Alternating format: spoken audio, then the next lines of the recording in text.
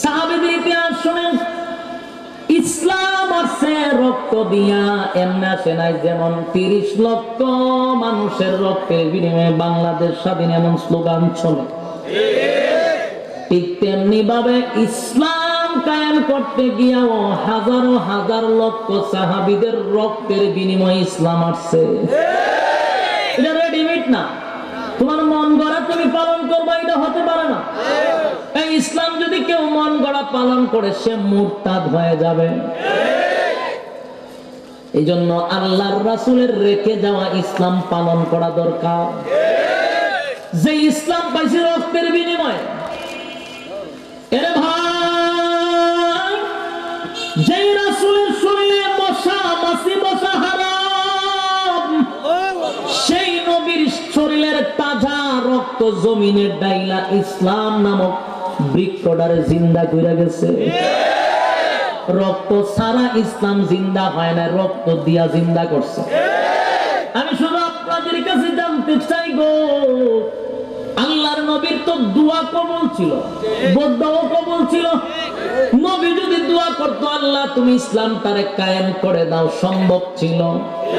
কিন্তু মায়ের খায়া রক্ত দিল, তার কারণটা জানা দরকার। প্রশ্ন আসে না? আমার নবী যদি বলতো মালিক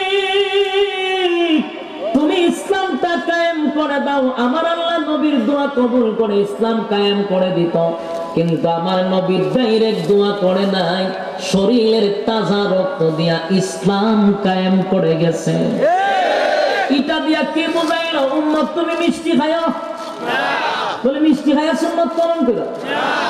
এই আল্লাহর নবীর রক্ত দিয়া বোঝায়া গেল উম্মতেরা শোন, আমি নবী শরীরের তাজা রক্ত দিয়া শিখায়া গেলাম, এই ইসলাম যদি ধরে রাখতে হয়, যদি ইসলাম টিকায় রাখতে হয়, তোদের পবিত্র রক্ত দিয়া ইসলাম নামক বৃক্ষটারে জিন্দা রাখতে হবে। নাহলে ইসলাম কিন্তু মদিনার ইসলাম মদিনায় চলে যাবে। রাখতে হইলে রক্ত দিতে হবে, ঠিক কিনা? এ যুবক ভাই, সাহাবীরা রক্ত দিয়া জান্নাত অর্জন করছে গো। রক্ত দিয়া জান্নাতের টার্গেট ফিল আপ করছে, এমনি এমনি না। তুমি আর আমি টার্গেট যদি করি জান্নাত কি করো বৈশা বৈশা সুবহানাল্লাহ কইরা? মাশাআল্লাহ, আমাদের দেশে অনেক বড় বড় মৌলবী আছে, অনেক বড় বড় পীর সাহেবরা আছে, ঘরের ভিতরে দরজা লাগায় সুবহানাল্লাহ সুবহানাল্লাহ পড়ে ইসলাম কায়েম হয়ে যাবে। এই তোমার শিখা কি নবী কম বুঝছিল? এই নবী কি কম বুঝছিল? নবী যদি বড় ফাগরি লাগায় সুবহানাল্লাহ সুবহানাল্লাহ গরম হইয়া পড়তো, অসুবিধা আছে? বলে নবী বাইরে হলেন কেন? তুমি গরম হইয়া সুবহানাল্লাহ করে ইসলাম চিন্তা করে লাইবা? এগুলার কই এক বৈরামি, এগুলারে আমার আল্লাহ আগে সার্চ করব। অতি ভক্তি সুরের লক্ষণ। বেশি ভক্তি দেখলে বুঝবেন বাপ বালা না, এর সমস্যা আছে, ঠিক? বেশি ভক্তি বালা না, ফাগরি লাগায় সুবহানাল্লাহ সুবহানাল্লাহ করার ভিতরে নবীরে মতো গালি দেয়, তো শরীরের রক্ত গরম হয় না। এটা বড় ইমানদার সুবহানাল্লাহ সুবহানাল্লাহ আছে। তুমি জান্নাতে যাবে সুবহানাল্লাহ কইরা। 3 নম্বর ফাগরি তো আব্দুল্লাহ ইবনে উবাই ইবনে সুলুল লাগাইতো, মুনাফিকের যে লিডার আছে এত ফাগরি লাগাইতো, এত তাসবিহ তুলতো। স্থান কোথায়? জাহান্নাম। লাভ নাই, এটা ফাগরি আব্দুল্লাহ ইবনে উবাই ইবনে সুলুল লাগাইছে, বিনিময়ে জাহান্নাম। যেই পয়গম্বর যদি রক্ত দিতে পারে, একবার দুইবার ইসলামের জন্য আমার নবী রক্ত দেয় নাই, শরীরটার মধ্যে কোনোদিন ফুটকাজি হয় নাই, মশা কামড় দেয় না, মাছি বসে নাই, এমন একটা আল্লাহ ওনার বডি মোবারক দিছিল যেখানে গ্রান করত, দামি দামি আতর বাহির হইতো ওনার গামের সাথে। এত দামি একটা শরীর থেকে আল্লাহর পয়গম্বর রক্ত জড়াইছে ইসলাম নামক বৃক্ষটারে জিন্দা রাখার জন্য। তায়েফের ময়দানে নবী মার খাইছে। কত মার খাইলো জানো নি? রক্ত জড়তে জড়তে নবীর শরীরে রক্ত শূন্যতা দেখা দিছে, নবী বেহুশ হইয়া জমিনে পড়ে গেছে। রক্ত জড়তে জড়তে নবী এমন ক্লান্ত। এরপর আল্লাহর নবী বদয়া দেয় না, বরং তায়েফের জমিনে বৈশা আল্লাহর কাছে দোয়া করছে, আল্লাহ তারা বুঝে নাই, আমারে চিনে নাই, মারছে গো, তাদেরকে তুমি হেদায়েত দিয়ে দাও। সুবহান। আমার মালিক কিন্তু রাগান্বিত হইয়া গজবের ফেরেশতা পাঠাইছিল। হাবিব অনুমতির অপেক্ষায়, অনুমতির অপেক্ষায়, আপনি অনুমতি দিলে তায়েফবাসীর আপনি মাইরা ফেলাই দেন। আল্লাহর নবী বলেন, মালিক রে রাগ হইয়েন না, গুসা কইরেন না, আমারে মারছে তারা না চিনা, আমার যদি তারা চিনত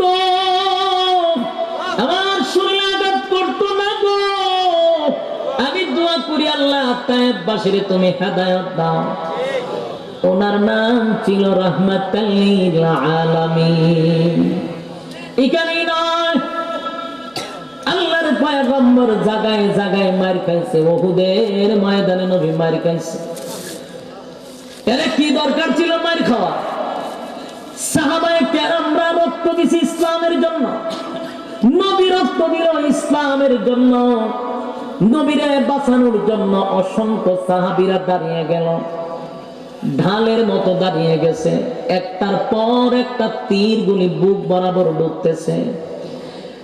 এক একটা সাহাবীর শরীরটা জাজরা হয়ে গেছে, তারপরেও ঈমান ছাড়ে নাই। রাসূলকে হেফাজত করার জন্য একে একে সাহাবীরা মাটিতে ঢলে ঢলে পড়ে যাচ্ছে। একজন সাহাবী পিছন থেকে বলে, আরে ভাই, 30টা তীরের আঘাত লইয়া তুমি আল্লাহর পয়গম্বরের সামনে দাঁড়িয়ে আছো রে, একটু সুযোগ দেও না, আমিও একটু আল্লাহর নবীর সামনে ঢাল হিসাবে দাঁড়িয়ে শাহাদাত বরণটা যদি করতে পারি, আল্লাহর দরবারে আমি একজন শহীদ হইয়া কিয়ামতের ময়দানে দাঁড়াইতে পারবো। ওই সাহাবী বলেন, ভাই আমার শরীরে এক ফোঁটা রক্ত থাকতে পিছন দিকে আমি যাব না, প্রয়োজনে আমার মৃত্যুর পরে তুমি দাঁড়ায়। তারা জান্নাতে যাওয়ার জন্য প্রতিযোগিতা করছে, খালি জান্নাত টার্গেট ছিল না, মাঠে কাজ কইরা জান্নাতের ভিতরে ঢুকছে। খালি তাসবিহ লয়া সুবহানাল্লাহ কইয়া কইয়া, বড় বড় ফাঁকি লাগায়া, জুব্বা লাগায়া, হক মাওলা কইয়া কি ইসলাম প্রচার করছে? মানুষের ডিম গরু ছাগল খাইয়া, হ্যাঁ কথা বল না দি, বেপরদা কইয়া মহিলা লইয়া আড্ডা মাইয়া কায়েম করছে। আজকে আমরা মন গড়া ইসলাম পালন করে ঈমান আমল সব বিক্রি করে সবটি জাহান্নামের আসামি হয়ে বসে রয়েছি। খবরই নাই জাহান্নামের আসামি। এর যুবক ভাই, জান্নাত ছিল সাহাবীদের টার্গেট রে, জান্নাত ছিল টার্গেট, জান্নাত ছিল টার্গেট, সব বিসর্জন দিছে, ঈমান বিসর্জন দিছে না। বারবার বলতো আল্লাহর পয়গম্বর, বলুন না আপনি জবান দিয়া বলেন জান্নাত কি পাবো, বলে জান্নাত পাবে। নবী গো ওয়াদা দিলাম, এই শরীরের এক ফোঁটা রক্ত থাকতে ইসলামের জন্য জীবন দিতে প্রস্তুত।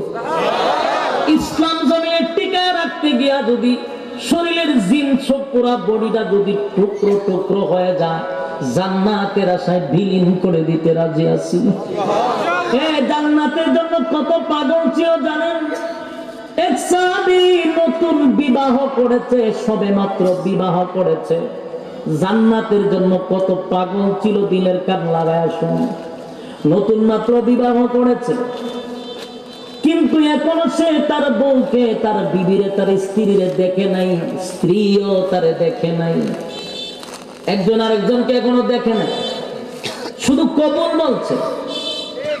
বিবাহ করার পরে বাসর ঘরে যাওয়ার আগে এমনি ওই সাহাবীর হাতে একটা চিঠি আসছে, মদিনা থেকে আমার নবী খবর পাঠায়া দিছে, আগামীকালকে বেঈমানদের সঙ্গে যুদ্ধ শুরু হবে।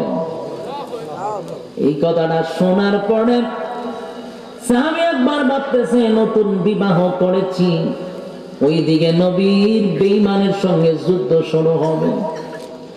এবার চিন্তায় পড়ে গেল, বাসর ঘরে কি বউ লইয়া আনন্দ পূর্তি করব, আর ওইদিকে আমার নবী বেঈমানের হাতে যদি মার খায়, কিয়ামতের কঠিন ময়দানে আমি আল্লাহর দরবারে কি জবাবটা দিব? আর পিছন দিকে তাকাইলেন না, ঘোড়া লইয়া দ্রুতগামী দৌড়াইতে দৌড়াইতে দৌড়াইতে মদিনায় চলে গেল। বউয়ের সঙ্গে সাক্ষাৎ হইল না।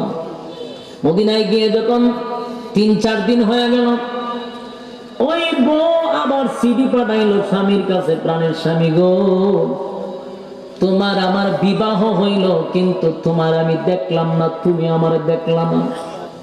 তুমি যদি শাহাদাত বরণ করো, বলো না কিয়ামতের ময়দানে আমি তোমারে কেমনে চিনবো, কেমনে তোমারে চিনবো? একবার যদি দুনিয়ায় দেখতাম গো, অন্তত পক্ষে তোমার আমি চেহারাটা চিনে রাখতাম, কিয়ামতের ময়দানে তোমারে দেখলেই আমি চিনে ফেলতাম। আমার চিঠিটা পাইয়া যদি তুমি একটু আমার কাছে আসতা, আমি তোমার দেখা চলে যাওয়ার জন্য বলতাম, আমার কাছে টাকা লাগবে না। বারবার চিঠি আসে, বারবার চিঠি আসতেছে, বারবার চিঠি আসতেছে। আল্লাহর পয়গম্বর বলতেছেন, সাহাবীরে তো চিঠি কোথা থেকে আসে? নবী গো, আপনার চিঠি পাইয়া বিবাহ কইরা বউয়ের চেহারাটা পর্যন্ত দেখি নাই, আপনার প্রেমে পাগল হইয়া যুদ্ধের ময়দানে হাজির। আল্লাহ নবী বলেন, সাহাবী যা ওয়াদা দিলাম, আমরা এই জায়গায় আছি, বউয়ের সঙ্গে তোমার স্ত্রীর সঙ্গে একটু দেখা করে আসো। মিরাসুল তোমারে অনুমতি নিলাম, একটা ঘোড়া লইয়া মদিনা থেকে 500 কিলোমিটার দৌড়াইয়া মক্কায় গেছে। মক্কায় গিয়া বিবির সামনে গিয়া হাজির। আরে প্রাণের বিবি, কি বলার তাড়াতাড়ি বলো, সময় নাই, সময় নাই, জান্নাত হলো আমাদের টার্গেট। আরে বিবি, জান্নাত টার্গেট, এখানে সময় দিলে টার্গেট ফিল আপ হবে না। আরে যুবক ভাই, আমি আমার আলোচনার মেইন টার্গেটটা শুধু বোঝায় যাচ্ছি, আমাদের সকলের টার্গেট কোথায়? ওই সাহাবী আয়েশা বলে, বিবি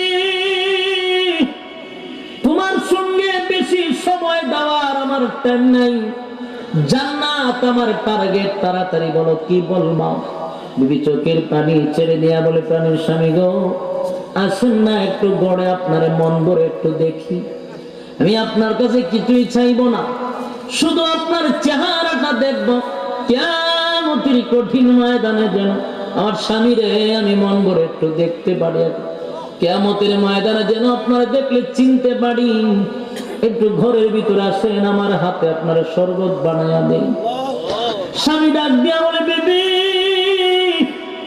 আল্লাহর সাথে কসম করে বলি গো, ঘরের ভিতরে ঢুকবো না। যদি ঘরের ভিতরে ঢুকি, আরে বেবি তোমার চেহারার দিকে যদি তাকায়া থাকি, একা ঘরের ভিতরে যদি ঢুকি, তোমার প্রতি যদি মহব্বত চলে আসে, আমি যদি সময়টা এখানে নষ্ট করি, তাহলে জান্নাত টার্গেট ফিল আপ হবে না। আরে বিবি বিদায় দেয়, চেহারাটা দেখে বিদায় নিয়ে যাব। বিবি আয়েশা বলেন, আমি আপনাকে শরবত পান করাবো না, আপনার কাছে কোনো চাওয়া নাই, কোনো পাওয়া নাই, তবে আমি একটু দোয়া করব, আপনি শুধু আমিন বলবেন। আপনি শুধু একটু আমিন বলবেন। সাহাবী বলল, যদি আমার মন মতো হয় আমি আমিন বলবো, না হয় বলবো না। সুবহানাল্লাহ। বিবি দোয়া করে, মালিক সবে মাত্র বিবাহ হয়েছে, কোনো স্বামী স্ত্রীর কোনো মুলাকাত হয় নাই। আরে মালিক, তুমি আমার স্বামীরে গাজী বানাইয়া বাড়িতে ফিরাইয়া দিও, আল্লাহ তোমার দরবারে আবদার করে। সাহাবী সঙ্গে সঙ্গে তরবারিটা বাহির করে স্ত্রীর হাতের মধ্যে উল্টা দিকে বাড়ি দিয়া বলে, স্ত্রী রে, এমন দোয়া করবি না, এমন দোয়া করবি না, আমি সিগন্যাল পেয়েছি, এই যুদ্ধে আমি প্রথম শহীদ হব।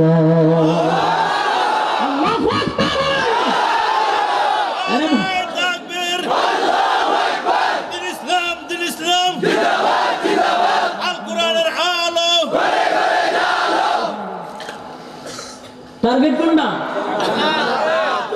টার্গেট হলো জান্নাত। এই দোয়া তুই করে করিস না, যে দোয়া করলে আমি শহীদ হতে পারবো না। আর একটা মিনিট একটা সেকেন্ড বিবির কাছে দাঁড়াইলো না, গোড়া দিয়া দৌড়াইয়া 500 কিলোমিটার দূর মদিনায় চলে যা। টার্গেট কোথায়? ইয়াদ রাখবেন, 500 কিলোমিটার দৌড়াইয়া যুদ্ধের ময়দানে চলে গেল। সেই যুদ্ধে ওই সাহাবী শাহাদাত বরণ করেছে। সুবহান। এরকম একটা দুইটা ঘটনা নয় গো, একটা দুইটা ঘটনা নয়। জান্নাত ছিল সাহাবীদের টার্গেট রে ভাই। তোমার আমার টার্গেট কি? আর সাহাবীদের জান্নাতের টার্গেট ছিল। তাই তারা দুনিয়াতে সুসংবাদ পাইছে জান্নাতের। সুবহানাল্লাহ। অসংখ্য সাহাবী শুধু জান্নাতের জন্য, জান্নাতের জন্য আল্লাহর নবীর সঙ্গে গিয়া শরীরের তাজা রক্ত দিয়া ইসলাম জিন্দা কইরা বিদায় নিছে। আরেকজন সাহাবী এমন হইছে, বিবাহ হইবা ছাড়া হয় না, এমন কালো কেউ তারে দেখলে মেয়ে দেয় না, চেহারা সুন্দর না, তাই বিবাহ কেউ দেয় না। 2 নাম্বার হলো বেচারা খুব গরিব, একেবারেই গরিব। আবার হলো বাড়ি ঘর নাই, যেখানে রাত এখানে খায়, এমন গরিব। আবার এমন কালা মানুষের কাছে কোনো মাইয়া বিয়া দেয়? খালা মানুষের কাছে বর্তমানে দেয় দেয় না? বলে খালা হইল দেয় যদি বেচারা ডাকাতে বাড়ি থাকে, গাড়ি থাকে। আমরা বাংলাদেশে সম্ভব? রেল মন্ত্রী যদি 80 বছর সময় বিয়া করতে পারে, 20 বছরের তরুণ যুবকীরে যুবকীরে বিয়া করতো না? কেড়ে বিয়া করছে চেহারা ভিক্ষা না, 4-5টা গাড়ি আছে, বাড়ি আছে, রেল গাড়ি শুদ্ধ আছে, ঠিক না? বুঝেন না কেন? যদি গাড়ি বাড়ি থাকে, 80 বছরের বুড়া হইল অসুবিধা। কিন্তু ওই সাহাবীর তো গাড়িও নাই, বাড়িও নাই, থাকার জায়গাও নাই। আবার চেহারা যেমন কালা তো কালা, একেবারে পাতিলার তলা। ওই যে আপসি মানুষ কালো থাকে না? কিন্তু তারা কালো হইল আমার আল্লাহর কাছে বড় দামি ছিল। হাফসি বেলাল তো কালো ছিল, কিন্তু জান্নাতে নবী তার জুতার আওয়াজ শুনছে। একজন সাহাবী সাদ, এরে ওই সাহাবী বিবাহ করতে পারে না, কেউ বিবাহ দেয় না। নবীর কাছে বিচার দিছে, নবী গো, সব সুন্নত পালন করি, আপনার একটা সুন্নত পালন করতে পারি না, গরিব হওয়ার কারণে, চেহারাটা বিশ্রী হওয়ার কারণে আপনার সুন্নতটা আদায় করতে পারলাম না, মাফ করে দিয়েন আমারে, আমি কি জান্নাতে যেতে পারবো গো নবী? আল্লাহর নবী বলেন, তুমি জান্নাতি, এর মধ্যে কোনো সন্দেহ না। ডাক দিয়া বলে, হাবিব, আমি যদি জান্নাতি হই গো, আমার তো দাম আছে গো নবী, আমি একজন জান্নাতি, জান্নাতি আমার দাম আছে। কিন্তু কষ্টে বুকটা পেটে যা, এই মদিনায় ঘুরে ঘুরে দেখলাম আমার কাছে কোন মেয়ে বিবাহ দেয় না। আপনি বললেন আমি জান্নাতি, আমি দামি মানুষ, কিন্তু আমার কাছে কেউ বিবাহ দেয় না গো নবী। আল্লাহর নবী বললেন, তোমার কাছে কেউ বিবাহ দেয় না? বলে না। বলে আমি একটা চিঠি লিখে দিলাম, অমুক বাড়িতে গিয়ে বলবা আমি মুহাম্মদ সাল্লাল্লাহু আলাইহি ওয়াসাল্লাম, আমি তোমার পয়গম্বর। এই চিঠিটা দিয়া দিলাম অমুক চৌধুরী বাড়িতে, চেয়ারম্যান বাড়িতে, মন্ত্রীর বাড়িতে। চিঠিটা নিয়ে দিবার বলবা আমি বলছি তার মেয়ে যেন তোমার সঙ্গে বিবাহ করা দেয়। সুবহানাল্লাহ। বাড়ি গিয়ে বলে কেমন? মনে করেন শামীম ওসমান সাহেব, ওনার বাড়ির যদি একজন হুজুরের সিডি পাঠায়, বলে আমার ঘনিষ্ঠ একটা ভক্ত আপনার মেয়েরে তার সঙ্গে বিবাহ দিয়া দিয়ে, যে বিবাহের পয়গাম লইয়া যাইব জিন্দাইব না, কথা কেন জিন্দাইব? যদি দেখে বেচারার চেহারাও কালা, করোনা খাবার একটু থাকলে আর একটু নাই, টাকার জায়গাও নাই, এসে খালি বিবাহের প্রস্তাবটা লইয়া গেছে, এই অপরাধে 14 গোষ্ঠী থাকবে না? এরপর কোন জান ঠিক না? কারণ এটা অপমান। কোথায় এমপি মন্ত্রীর মেয়ে আর আমি মৌলবী জিজ্ঞাসা করবো এটাই গেটের ভিতরে ঢুকলো কেন? এটা টিকিট দিছে কেন? এটা তো অপমান করছে। পরেরদিন দেখবেন 71 টিভি আপনার সামনে দাঁড় রয়েছে, কথা 71 টিভি আপনার সামনে দাঁড় রয়েছে। এই সমস্ত মৌলবীদের জন্য আজকে দেশটা ধ্বংস হয়ে গেছে।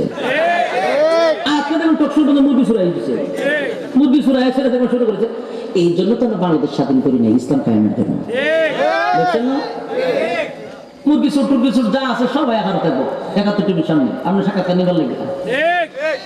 তারা তো সাহাবী ছিল, নবী এইভাবে কাগজ লিখতে দিছে, গিয়া কো আমি কইছি তোমার বিয়া দিতে, বড় চেহারাও নাই, আমার বাড়িও নাই, ভালো কাপড়ও নাই, এই কাগজ লয়ে গেছে। তাও এক মনে করেন তদানীন্তন সময় মন্ত্রী পরিমাণ সম্মানী লোক, সবচেয়ে ধনাঢ্য পরিবারের সিডি লয়ে গেছে। মেয়েও এমন মেয়ে কিতাবে লেখছে যার উপাধি ছিল মদিনার হুরপুরি।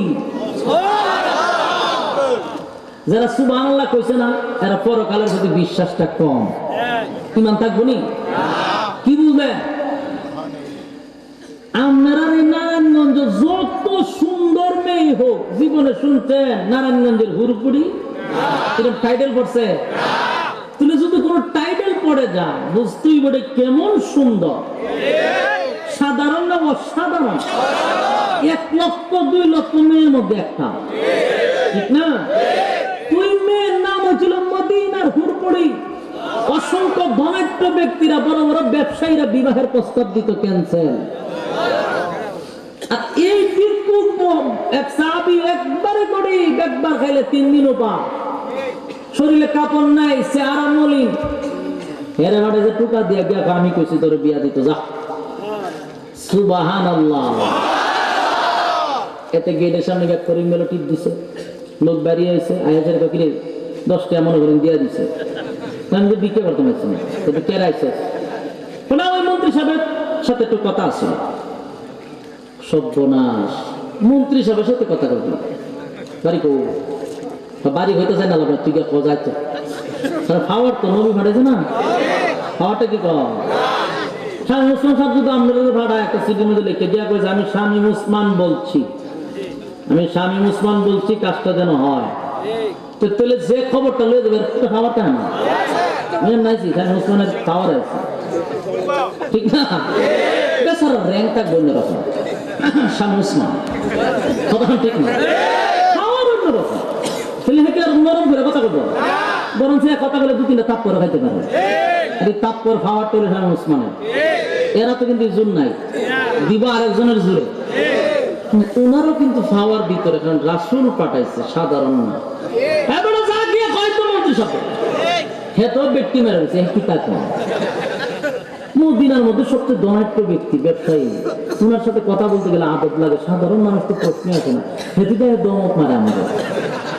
আচ্ছা যাক, তেরা তো আর আমাদের মতো এরকম ছিল না, সাহাবীদের যুক্ত বা এখন বসে দেখি উনি কি করেন। গেছে গিয়া স্যার, একজন লোক একেবারে দরিদ্র অবস্থা, বেশি ভালো না, আমার সাথে তো কথা বলতে চান, তো বলো আমি আসতেছি। গেছে, যাওয়ার পরে বসলো, বৈশা বলতেছে হ্যাঁ আপনি কেন আসছেন, কি প্রয়োজন আপনার? বললো আমি আসছি, আমার রাসূল পাঠাইছে, সুবহানাল্লাহ, আল্লাহর পয়গম্বর আমার পাঠাইছেন, আপনার নাকি একটা মেয়ে আছে খুব সুন্দর। বলে হ্যাঁ, তো আপনার মেয়েটা আমার সাথে বিয়া দিলেন, এই জন্য কাগজ এই কথা কইছে। পড়ে উনি একবার মাথার পয়সা আর একবার খাওয়ার পয়সা সাই হিসাব মিলাই দেখে, মেজাজ কিন্তু একেবারে 100-100 গুসায় উনি ফেটপিটি করতেছে। কত বড় সাহস! আমরা তো এমপি মন্ত্রীর বাড়িতে গিয়ে ব্যবস্থাটা দিলে এত কেন যে বইছিল হতেন করে ডালার নিচে থাকবো, এর নিচে ভিতরে ঢুকায় উঠে টাইলস করে লেখো, ঠিক নেই? ফার্স্ট মিনিটের ভিতরে নাই উঠে টাইলস, ঠিক নেই? পুনরও মেজাজ গেছে গরমিয়া। উনি এটা ভাবছে না যে রাসূলকে পাঠাইছে, এটা মনে করছে না, মনে হচ্ছে বাপ্পা আমার মেয়ের বিয়ে করবো, তুমি হ্যাঁ বাড়ির প্রস্তাব দিচ্ছে, রাসূলকে পাঠাইছে, উনি এটা ভাবছেন না। তো কয় তুমি যে আমার মেয়ের বিয়ে করতাম, আয়না দিয়ে মুখ দেখছো কোনো সময়? আয়না দেখি কথা আয়না লাগে বিয়া করতে মন বালা থাকলে সব বালা রাসূল বলেছে বিয়া দিলাম কথা কম বিয়া দেন তাড়াতাড়ি উনি দমক টমক দিয়া তুই জানোস আমার মেয়ের কোয়ালিটি সম্পর্কে মদিনার সবাই আমার মেয়ের প্রস্তাব দিয়ে আমি বিবাহ দিতেছি না আর তুই এটা কোয়া মানে আমার মেয়ের অপমান করা কিছু নেই নাম থেকে এত জায়গা দিলে না দিলে নাই নবী হোসে আমি জান্নাতি সুবহানাল্লাহ আমি দিলে না দিলে নাই জায়গা তো আমাদের দেশে একটা সিস্টেম দেখবেন যদি যুবতী কোনো মেয়ে গড়ে থাকে তো এর যদি বিয়ার কোনো আলাপ টালাপ হয় মেয়েরা দেখবেন ঘরের পাশা পাতালে কান দিয়ে রাখে কান দিয়া শুনে কিতা বিষয়টা এটা আগ্রহের সাথে কামরা করে হেমদা ছবি দিব হেমদা দিব কোন রকম কোনো কথা শোনা যায় কিতা হইতে যায় কাম টাম বিয়ার সাথে ওই বলি না কিতা ওই মহিলা ও দোতলার থেকে মনে করেন ফলো করছে বাবের সঙ্গে কে বিয়ার আলাপটা নিয়েছে মেয়েটা ছিল দিনদার আল্লাহওয়ালা সে সব শুনছে শোনার পরে যাওয়ার সময় কইছে আমি জান্নাতি বিয়া দিলে দেন না দিলে নাই এই কথাটাও মেয়েটা শুনছে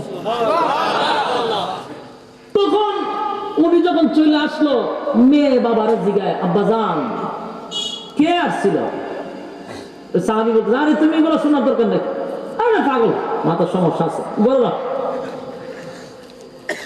আমার বিষয়টা জানা দরকার মা এটা তোমার জানা বেশি জরুরি না হয়তো বা রাস্তা থেকে করতে গাইছে মাথা ঠিক নাই চেহারা দেখলে বোঝো না এগুলোর ব্যাপার না বলা না তুমি করে যাও মেয়ে বলতেছে বাবা আমি তার সব কথাগুলি শুনেছি ছেলে কালো না চেহারা সুন্দর না নাক জাগাত আছে না চোখ জাগাত আছে দরিদ্র কি করে না কয় একবার খাইলে আরেকবার খাইতে পারে এগুলো তো আমার দেখার বিষয় না দেখার বিষয় হলো এই প্রস্তাবটা কে পাঠাইছে আল্লাহু আকবার বলেন প্রস্তাবটা কে পাঠাইছে সেটা দেখার বিষয় আপনি যদি তাকে বিদায় করে থাকেন সে যদি নবীর কাছে গিয়ে আবার নালিশ দেয় তাহলে কোরআনের আয়াত আপনার বিরুদ্ধে নাজিল হয়ে যাবে তাড়াতাড়ি রাখতাম নবীর কাছে যদি যার এমনি জিব্রাইল বায়াত লইয়া আমি জিন্দেগীর কাম শেষ তারে পাঠাইছে রাসূল আমি কিন্তু তার বিবাহের প্রস্তাবে রাজি আপনি রাজি হইলে হন না হইলে না আমি রাজি সুবহানাল্লাহ ওই মিয়া কি বুঝলেন আমরা দেশের মেয়েরা ছেলের হাত থেকে মাথা পর্যন্ত আগে দেখে লম্বা নি স্মার্ট নি ছেলে কি করে গাড়ি আসেনি বাড়ি আসেনি মা গো মা কত কিছু সে দেখে এরপরে বাপের পছন্দ হলে মেয়ের পছন্দ হয় না কারণ কেমনে পছন্দ হইতো বয়ফ্রেন্ড তো আসল তো 15-20টা এদিকে সিরিয়াল নাম্বার যে কতটা আছে কইতে না বয়ফ্রেন্ড লইয়া জায়গা কোন 15-20টার সাথে এখন কোনটার থেকে কোনটা সব তীরে সিরিয়াল খাড়া করাইয়া আরেকটা লইয়া ভাগে ঠিক না প্রেম করে স্মার্ট দীক্ষা আর বিয়া করে কালা চান দীক্ষা গাড়ি বাড়ি আছে কথা বুঝতেছেন কিন্তু সাহাবীদের যুগে মেয়েদের কি পরিমাণ ঈমান ছিল কালো না তো এটা তো দেখলাম সুবহানাল্লাহ ওই মেয়ে ডাক দিয়ে বলে আরে বাবা ছেলেটা কালো না দলা গরিব না বড় লোক এগুলা দেখার জন্য আমার প্রয়োজন নাই গো আমি প্রথম শুনেছি প্রস্তাবটা নাকি আমার নবী পাঠাইছে আর নবী যেহেতু প্রস্তাব পাঠায়া দিছে আমি নবীর প্রস্তাব ফিরাইয়া দিব না হয়তো আমার নবী আমারই পছন্দ করছেন তাই নবীর পছন্দের পাত্র পাঠাইছে সে যদি কালো হয় অসুবিধা নাই গরিব যদি হয় দুনিয়াতে চলতে আমার কষ্ট হবে অসুবিধা নাই কিন্তু ছেলেটা বলেছে সে জান্নাতি আমি কিয়ামতের ময়দানে জান্নাতি স্বামীর আঙ্গুলে দইরা দইরা জান্নাতের ভিতরে ভ্রমণ করব সুবহানাল্লাহ এর যুবক ভাই ওই মেয়েটা ডাক দিয়া বলে বাবা গো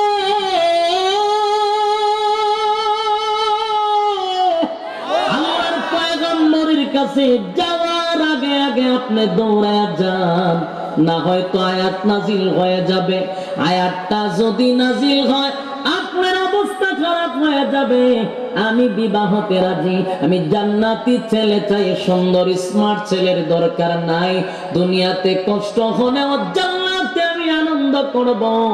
এমনি সাহাবী একটা দৌড় মাইরা আল্লাহর পয়গম্বরের কাছে, ওই সাহাবী যাওয়ার আগে সে চলে গেছে। সুবহানাল্লাহ। গিয়া বলে, নবী গো, আপনি কি আমার বাড়িতে কোনো পাত্র পাঠাইছিলেন আমার মেয়ের বিবাহের পয়গাম দিয়া? নবী বলেন, হ্যাঁ পাঠাইছিলাম। বলে, গো নবীজি, আমি বুঝতে পারি নাই, মনে করেছিলাম নিজের থেকে চলে গেছে, বুঝতে পারি নাই আপনি নবী পাঠাইছেন। ওয়াদা দিলাম আমি রাজি, আমার মেয়ে রাজি, আপনি এখন বিবাহ করায়া দেন। আল্লাহর নবী খুশি হয়ে গেলেন। বিবাহের দিন তারিখ ঠিক হয়ে গেল। বিবাহের দিন তারিখ ঠিক, যেই বেচারা বিবাহ করব দের মোহন, ওই যে কি কয় খাবিন নামা, মহারানা দেওয়ার মতো তার কোনো এবিলিটি নাই। আল্লাহর নবী বলেন, বিবাহ করবা কিছু মেয়ের দিতে হবে।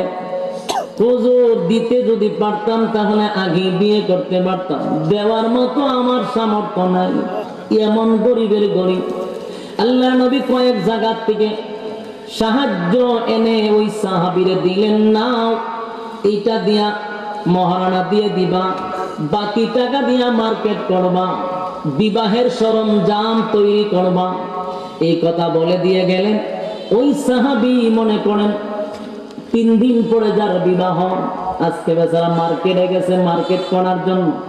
মেয়েও হইল মদিনার হোড় পড়ে, শ্বশুর বাড়ি হলো দনাট্য ব্যবসায়ী, টাকা পয়সার অভাব নাই।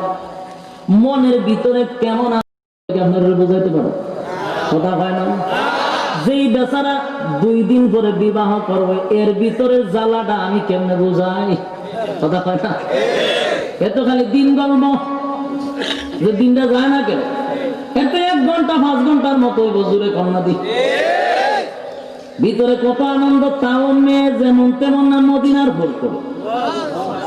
আরে বেড়া হইল গরিব, এত সুন্দর মেয়ে বিবাহ করবে, ভিতরে তো আনন্দের সুরে আর ঘুমে ধরে না। মার্কেটে গিয়ে মার্কেট করলো, টেকাও বেড়ান না, আরেকজনে টেকা দিছে, মার্কেট করতে কোনো অসুবিধা আছে? মার্কেট করলো, বউয়ের জন্য শাড়ি গয়না সব কিনা রেডি, নিজের জন্য কাপড় চোপড় কিনা, বেচারা জামাইয়ে বসা, খালি দিন গমতেছে কোন দিন বিবাহ হবে। তারিখ ঠিক হয়ে গেল, মাত্র আছে 1 দিন। এবার বিবাহ হয়ে গেল। আল্লাহর পয়গম্বর তাদেরকে বিবাহ করা দিলেন। বিবাহ করাইয়া মেয়ের বাড়িতে বাসর হবে। কথা বুঝতেছেন? মেয়ের বাড়িতে বাসর হবে, ছেলে তো জায়গাও নেই। মেয়ের বাবা সুন্দর করে সাজাইয়া টাকার ব্যবস্থা করে দিল। উনিও ওনার বাড়ি থেকে শ্বশুর বাড়ি যাবে। এমন সময় কে যেন হেলান দেয়, হাইয়া আলাল জিহাদ, হাইয়া আলাল জিহাদ। ওইদিকে বেঈমানের সঙ্গে আল্লাহর পয়গম্বরের যুদ্ধ শুরু হয়ে গেল রে। কে আসো কিয়ামতের ময়দানে আশিকে রাসূল হইয়া দাঁড়াইতে চাও? কে আছো রে শহীদ হইয়া হাসরের ময়দানে দাঁড়াইতে চাও? নবীরে যারা ভালোবাসো, দৌড়াইয়া যুদ্ধের ময়দানে চলে যাও।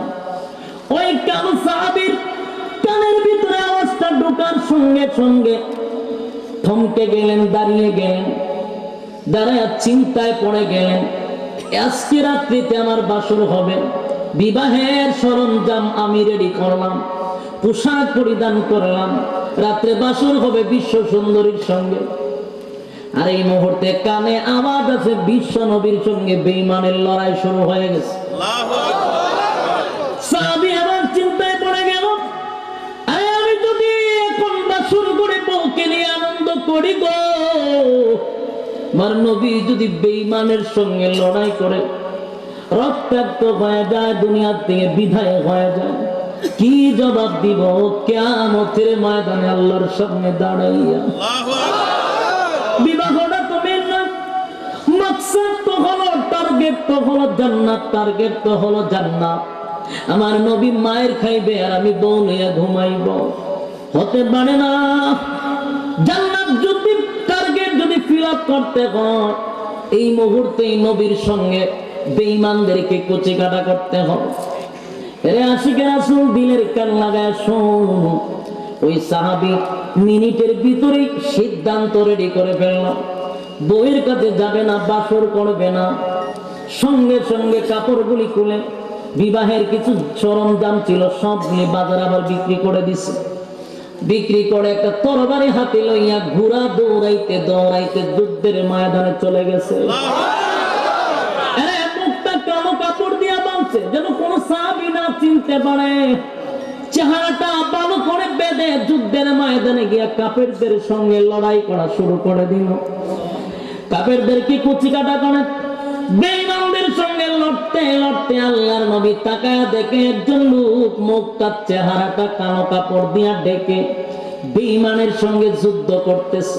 আল্লাহর নবী বলেন, সাহাবীরা রে, অনেকক্ষণ ধরে দেখতেছি ওই যে মুখ বেঁধে যুদ্ধের ময়দানে গিয়া মারামারি করে আমাদের পক্ষ হইয়া বেঈমানদেরকে কুচি কাটা করে। আরে সাহাবীরা জানতে চাই রে, কোন সাহাবী তো চেহারা ডাইকা বেঈমানদের সঙ্গে যুদ্ধ করে না, কে রে চেহারা ডেকে আমাদের পক্ষে যুদ্ধ করে? কিছুক্ষণ পরে যুদ্ধ করতে করতে ওই সাহাবী তরবারির আঘাতে আঘাতে মাটিতে লুটাইয়া গোড়ার থেকে পড়ে গেছে। যুদ্ধ যখন শেষ হয়ে যায়, সাহাবীরা দৌড়াইয়া সাহাবীরা যারা রক্তাক্ত হয়েছে, যারা শহীদ হয়েছে, তাদের লাশগুলি এক জায়গায় জড়ো করতেছে। হঠাৎ করে দেখে মুখ বাঁধা একজন সাহাবী, ওই সাহাবীটা এখনো বেঁচে আছে, তারে দরাদরি করে আল্লাহর নবীর সামনে নিয়ে হাজির করলেন।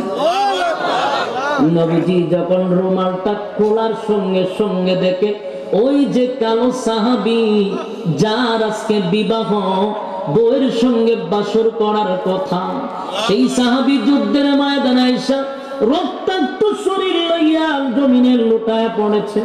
আল্লাহর নবীর উরাত মুবারকের মধ্যে তার মাথাটা রেখে নবীজি তার চেহারার দিকে তাকায় আছে, সে আমার নবীর চেহারার দিকে তাকায় আছে। ওই সাহাবীর চোখ গড়ায় গড়ায় পানি পড়ে, আল্লাহর নবীর চোখ দিয়াও পানি পড়ে। নবীজি ডাক দিয়া বলে, আমি না তোরে বিবাহ করায়া দিছিলাম, আজকে না তোর বাসুর করার কথা রে, তোরে না নিষেধ করেছিলাম যুদ্ধের ময়দানে আসার দরকার নাই, বউনে আজকে বাসুর করবি কেন রে? কেন কাপড় দিয়া মুখ বাইদা যুদ্ধের ময়দানে আসলি, বল কেন আসলি? ওই সাহাবী কথা বলতে পারে না, আস্তে আস্তে বলে, নবী গো, যদি কাপড় দিয়া মুখ না ডাকতাম গো নবী, তাহলে যুদ্ধের ময়দানে আমার ঢুকতে দিত না। এই ভালো করে জানি গো নবী, যুদ্ধের ময়দানে যদি আমি না ঢুকতে পারি, কিয়ামতের কঠিন ময়দানে আমি শহীদ হয়ে আল্লাহর সামনে দাঁড়াইতে পারবো না।